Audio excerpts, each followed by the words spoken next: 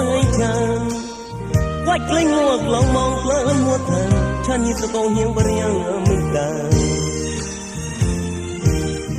bữa bữa có bữa cha con ở sau hôm nay như bà tuổi ta về để đi về nhung để sầu phai sau này đâu một con pin hạt con lên gần lớn núi chỉ riêng đi về là ba tê như áo về đi cao tràn cao về hàng cuối là mưa áo cao về tao ta cao chắc mà con mây hạt con cười cao tới lo gần lần ở cuối ngọn nốt tiếng nghiêng thao cao về nhà đã nhìn lúa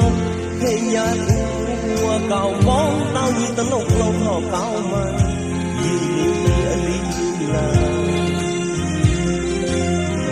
là đi cao có ri nhịp đi cứ cái con nhà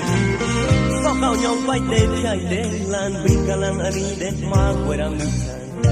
dễ lên mi ali